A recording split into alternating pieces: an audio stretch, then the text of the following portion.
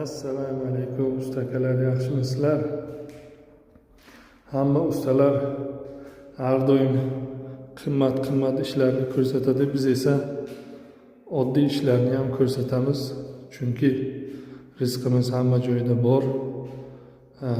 Oddiy ish ham tushadi, qimmat ish ham tushadi. Mana bu oddiy ish, ko'rib turibsizlar, devorlari emulsiya bo'lgan. Rasvosi chiqqani uchun bizlar buni aboy yopishtiramiz. Mana bu choklari, mana bu burchaklari yorilgani uchun boshqatdan kovlab shpakilovka qilib, keyin mana shu emulsiyani ustidan yana shpakilovka tortib, ustidan aboy yopishtiramiz. Xudo xolasa mana bu patologlarimiz juda rasvo, ahvoli og'ir. Buni qaranglar.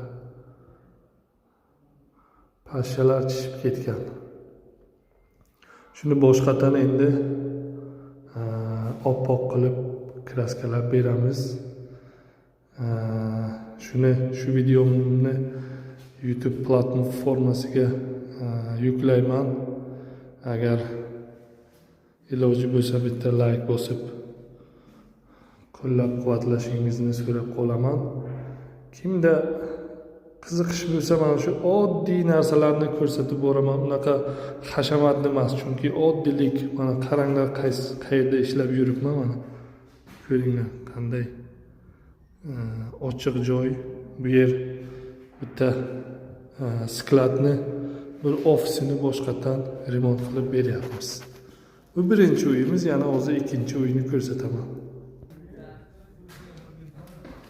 Bu ikkinchi uyimiz do'stlar.